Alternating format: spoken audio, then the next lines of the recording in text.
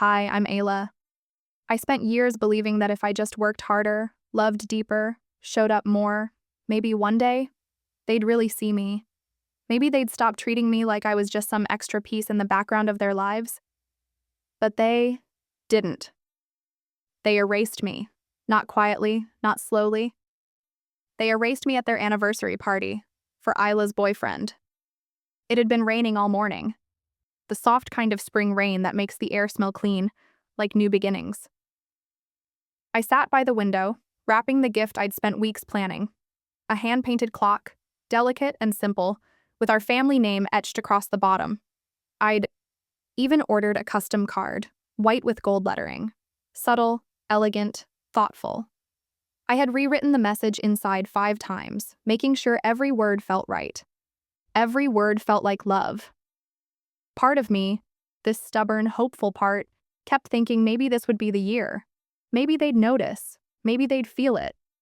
I mean, it was their 35th wedding anniversary.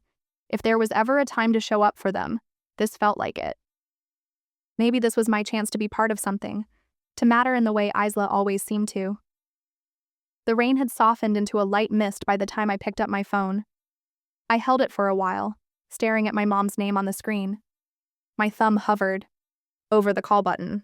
I almost didn't press it. Almost. But I did. Because this was family. Surely they'd want me there. It rang twice before she answered.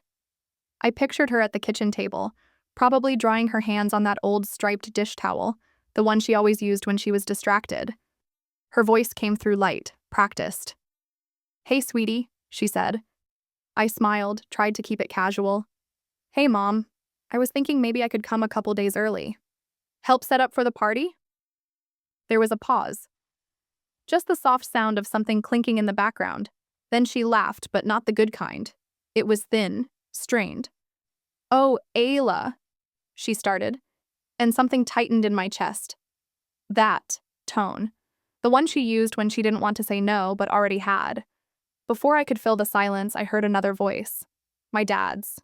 Firm, low, matter of fact. "It's better if you don't come this year." No hesitation, no explanation, just that. My mouth opened, but nothing came out.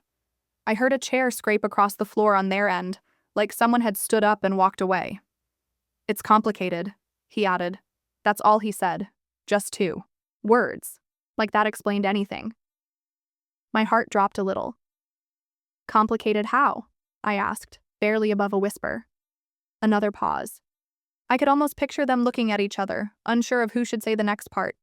"Isla's bringing someone important," my mom finally said, voice rushing like she wanted to get it out before it sounded worse. "We don't want too much going on. Someone important. Not me. Never me."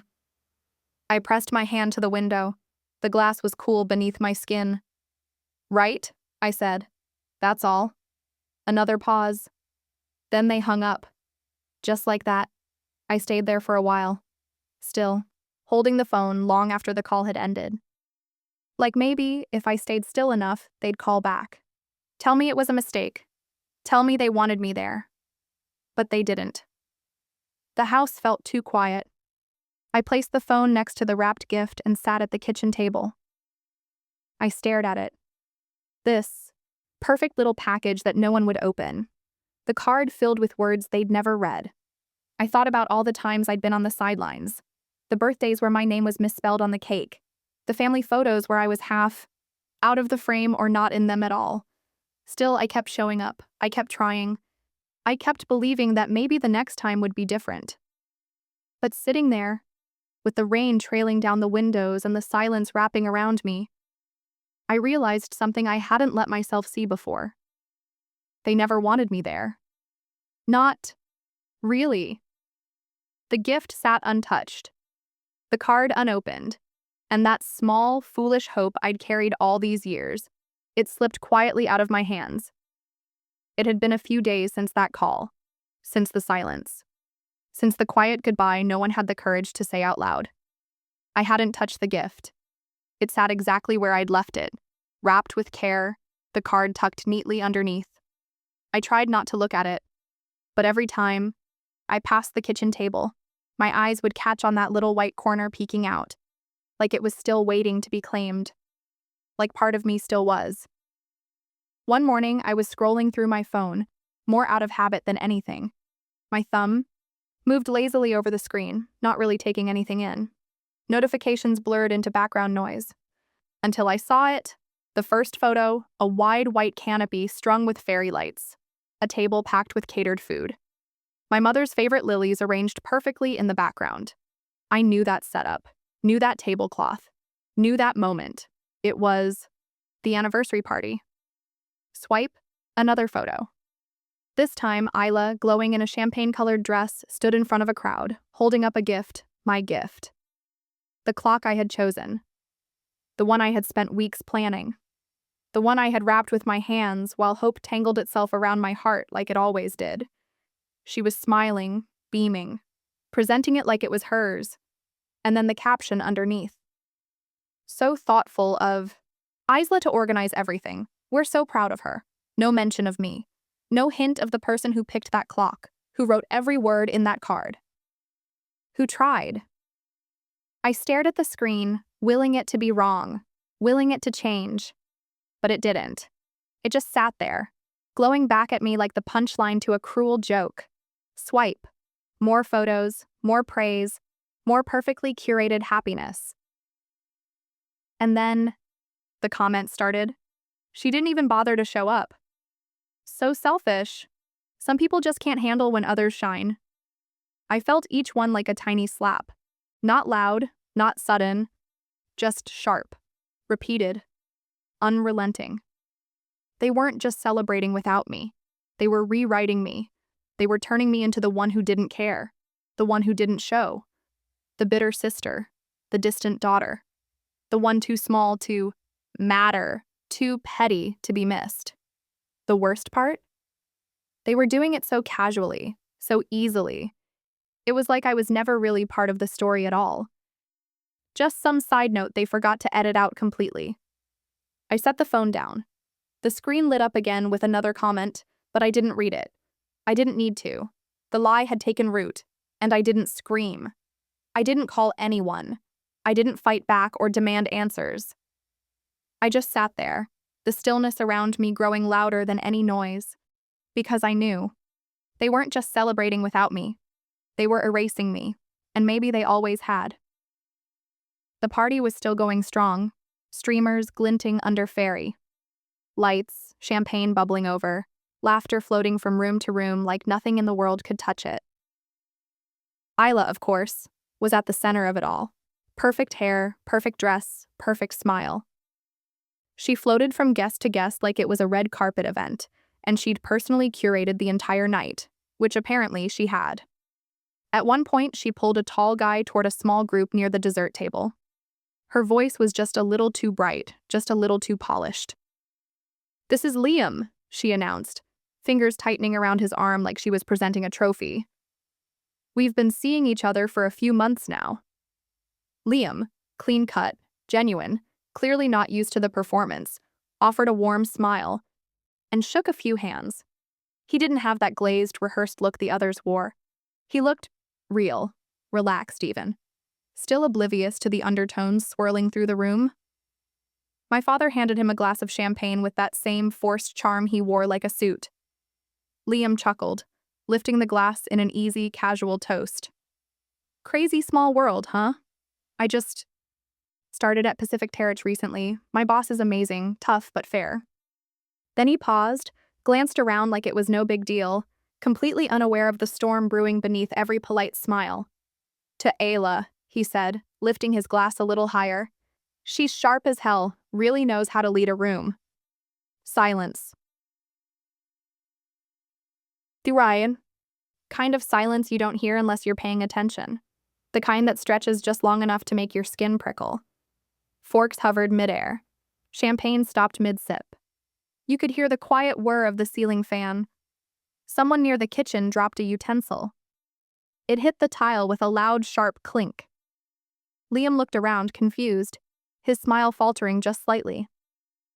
"What?" he asked, still good-natured, still not seeing the cracks yet. Isla's hand gripped his arm tighter. My mother's lips twitched, trying to recover the smile that had just been slapped off her face. My father cleared his throat, but the words didn't come. And just like that, the mask slipped. The room that had spent the whole night pretending I didn't exist had been forced to say my name. And not in pity, not in shame, but in admiration. Murmurs started low, hesitant. Ayla Carroll? The same Ayla from Pacific Terrace? Wait, didn't she move back a while ago? Aunt Marlene, never one to let things slide, raised an eyebrow. I thought she was the one who funded your first design project, Isla? Isla laughed too quickly, brushing her hair back like she always did when caught off guard. Oh, Ayla's just middle management. Keeps to herself, very busy. It was flimsy, almost laughable. Liam blinked. Middle management? He looked at her like she'd said something in a language he didn't recognize. Then he laughed, not cruelly, just genuinely confused. No, she's one of the co-founders. Honestly, the company wouldn't even exist without her. Everyone knows Ayla's the backbone of Terech. The silence that followed wasn't awkward, it was damning. No one reached for another canapé. No one said a word. Because the truth had a way of showing up, even when it wasn't invited. Miles away, I sat alone in my living room, legs tucked under me, a mug of untouched tea going cold on the coffee table. I hadn't checked my phone again since I saw the photos. I didn't need to. Somewhere, over hors d'oeuvres and flutes of Prosecco, my name had cracked through the fantasy they'd built. They couldn't edit me out of that moment. They couldn't twist it. Couldn't crop it out of a photo or change the caption underneath. And I didn't smile with smugness. I didn't feel victorious. I just felt free. They had painted me as forgettable. But even in a room I wasn't allowed in, even when my seat had been given away, I was still standing at the center of their story, whether they liked it or not. It started later that night, well after the party had wound down and the fairy lights had been unplugged, when most people had already kicked off their shoes and slid into bed. My phone buzzed against the counter. Once, then again, then again. 6 missed calls, 3 voicemails, a dozen unread messages, all from numbers I knew better than I wanted to. I didn't open them right away. I just stood there in the kitchen, the only light coming from the fridge behind me, the screen of my phone glowing like something radioactive. I finally sat down, took a breath, and unlocked it. The first message blinked open. My mother. Ayla, honey. We're sorry for how things looked tonight. It wasn't what it seemed. Then my father. People got carried away. Don't hold it against us. Family sticks together. Then Isla. Please don't be mad. There was just a lot going on, you know? I kept scrolling. Each message had the same soft, sugary tone. Carefully chosen words like they'd practiced how to sound just sorry enough without ever admitting to anything real. I should have stopped there. But I didn't. Buried halfway down the chain, right between "we miss you" and "you've always been so strong," was the line that hit the hardest. Since you and Liam work together now, maybe you could show him the ropes a bit? You've always been such a good mentor. It would mean a lot to us. There it was. The truth they hadn't meant to say out loud. This wasn't about making things right. This wasn't about seeing me, loving me, missing me. This was about what I could still do for them. About what I could give. They didn't want me back. They wanted access. They didn't miss me. They missed the convenience of me. The usefulness of me. The version of me that would have read that message and said, "Of course, anything you need." I stared at the screen for a long time, my thumb hovering just above the reply button. Not because I was tempted to answer, but because part of me wanted to understand. Was this really all I'd ever been to them? The answer sat quietly in my chest. Yes. And that truth didn't break me. It emptied something out of me that I didn't even know I was still holding. I placed the phone down gently, got up, poured myself a glass of water, took a long drink and stared out the window into the stillness. Then I came back to the table, picked up my phone and blocked them, one by one. Mom, click. Dad, click. Isla, click. It wasn't done in anger. It wasn't some dramatic moment of revenge. It was quiet, simple, clean. And for the first time in a long time, I felt a little bit lighter, like I'd finally stopped trying to carry something that was never mine to hold. They could keep their half apologies. They could keep their carefully polished guilt. I wasn't theirs to manipulate anymore. I didn't slam my phone down or cry or scream. I just sat there in the calm, in the silence that followed, and I let it be over. The envelope arrived 2 days later, slipped quietly under my front door like an afterthought. No return address, just my name in rushed, familiar handwriting. My mother's. Inside was a short note. No long explanations. Just, we know texting wasn't enough. Can we meet face to face? Just a talk. Love, Mom. Love. That word used to mean something. Now it just felt like bait. Still, I said yes. Not because I believed anything had changed. Not because I wanted closure. But because sometimes you have to look the wound right in the eye to know you're done trying to stitch it back together. We met at a little cafe downtown, neutral ground. I chose it on purpose. No family memories clinging to the walls. No history stuffed in the corners. Just a quiet place with decent coffee and no emotional fingerprints. They were already there when I arrived. My mom, my dad, and Isla, crowded awkwardly into a booth meant for two. Trying too hard to look casual, like we hadn't just lived through a very public unraveling. They stood halfway when they saw me, like they weren't sure whether to hug me, shake my hand, or just pretend everything was fine. I made it easy. I walked over, slid into the seat across from them, and said nothing. For a while, the only thing between us was the clink of spoons against ceramic. Small talk dripped out slowly. The weather. Isla's job. How Liam was doing. I nodded when it made sense to. Let the words float by like leaves in a stream. Detached, watching. Then my mother leaned in, eyes soft, voice syrupy. Sweetheart, we just want to move past all the misunderstandings. My dad chimed in right on cue.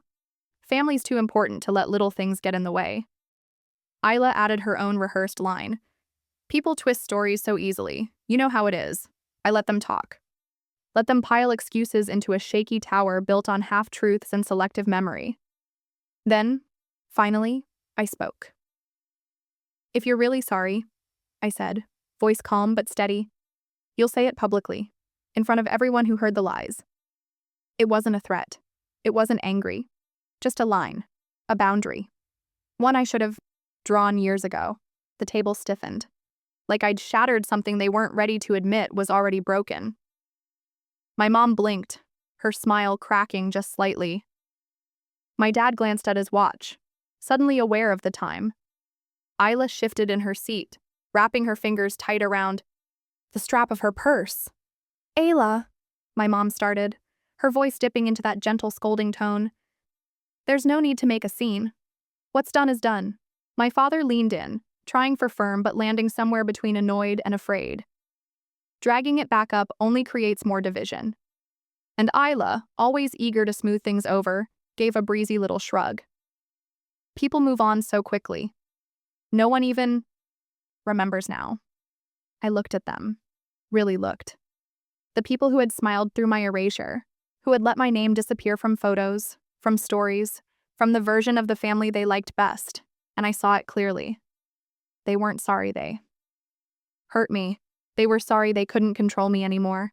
Their idea of peace was silence. Mine was truth. I set my coffee down gently, then I stood up.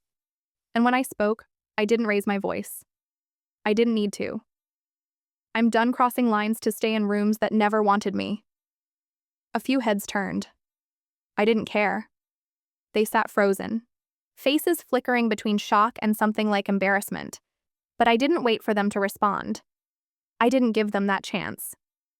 I turned and walked out, the door swinging closed behind me with a soft, final click. And I didn't look. Back that night, I didn't go home. I drove straight to the office. The city was quiet, the streets slick from earlier rain, streetlights throwing long shadows across the parking lot. Most of the building was dark, but our floor glowed faintly from the emergency lights. just enough to find my way in without turning on the overheads. I didn't need brightness.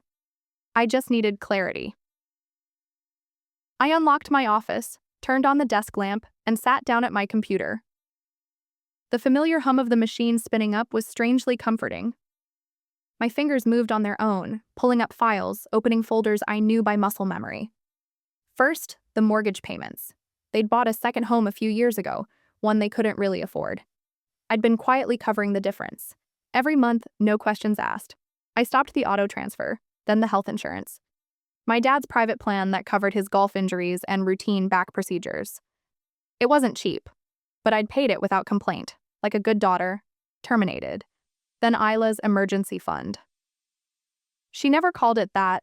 Of course, just the occasional request here and there. A few hundred for rent, 1,000 to cover credit card interest, a little something for networking outfits. All gone now. Click, click, click.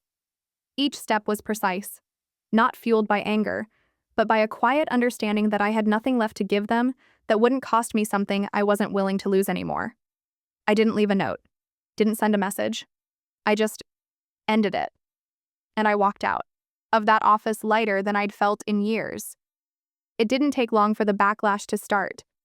First, the subtweets, vague little posts from old family friends. Some people forget who was there for them when they had nothing. Then the relatives joined in, an aunt commenting under a photo of a family picnic I hadn't been invited to. We missed the days when kids were grateful. Even my high school math teacher, Mrs. Partridge of all people, posted a thinly veiled rant about how success doesn't excuse selfishness. It was almost impressive how fast they rewrote the story. In their version, I was cold, arrogant, ungrateful, the daughter who turned her back, the sister who let money make her cruel. Not one of them mentioned the years I'd quietly paid the bills, covered their gaps, softened their failures with my silence. But I didn't say anything. I didn't explain. I didn't correct them. I just watched it happen. Let it burn. Because the truth didn't need me to defend it anymore. Not to them. They weren't mad that I left. They were mad that they couldn't use me anymore. And that, more than anything, told me I'd finally done the right thing. It came 2 weeks after the cafe meeting. 2 weeks after I walked away. After I finally closed the door on their version of love. An anonymous email slipped into my work inbox like a shadow under the door. No greeting, no context, just attachments, screenshots of fake messages, mocked-up documents, accusations wrapped in concern, claims that I was abusing my authority, promoting friends, creating a toxic leadership environment. It was all fiction. But the tone, the phrasing, the way it twisted loyalty into arrogance, I knew that voice. It was my father's cold, clipped judgment, Isla's sweetly sharpened spin. They couldn't reach me emotionally anymore, so they came for what I'd built. I didn't panic. I didn't call anyone. I didn't cry. I just sat back in my chair, closed the email, and breathed. Then I got to work. I spent the next 2 nights quietly gathering everything, not to retaliate, just to clarify, to lay it all out, piece by piece. Receipts, records, timelines, mortgage transfers, insurance coverage, messages Isla had sent when she needed help. It was all there, stacked neatly in digital folders. Time-stamped. Undeniable. I sent it all to our legal department with a short note. If needed, here's context, no accusations, no drama, just facts. The leadership conference arrived a few days later. Hundreds of people packed into the conference hall, partners, press, board members, staff. I wasn't scheduled to speak that day. I didn't need to. By mid-morning, I saw the ripples. Quiet meetings in side rooms, whispered updates passed between board members, printed packets being reviewed in corners. Then, a company-wide statement went out. Short. Professional.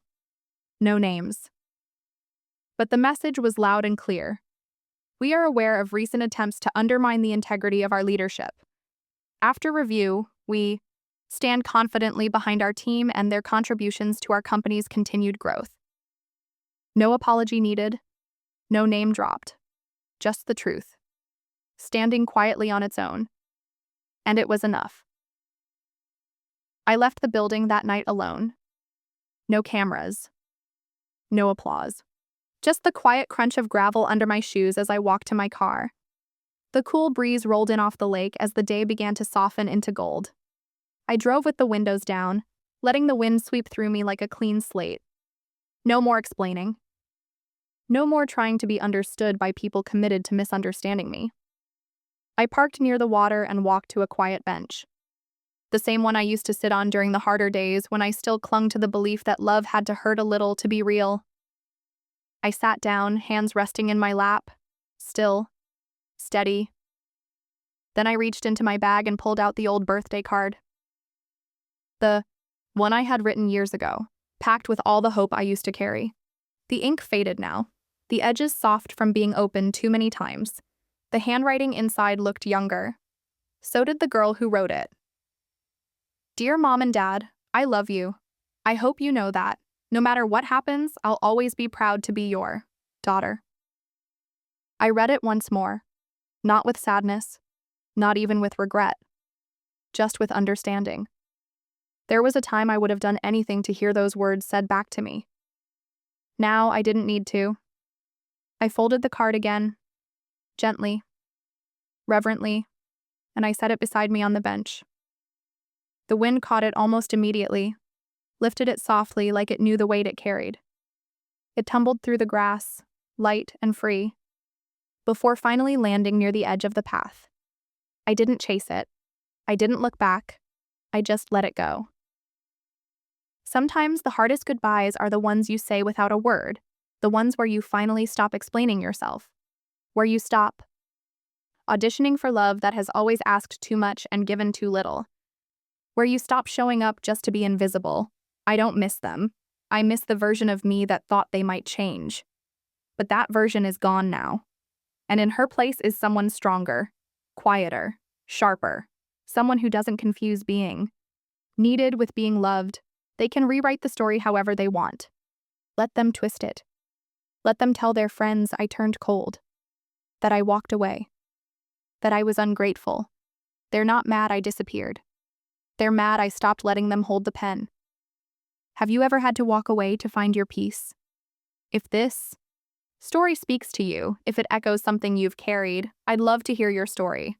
Drop it in the comments. I read every single one. And if you connect with stories like this, real, raw, a little messy, but deeply human, subscribe. For more, thank you for being here.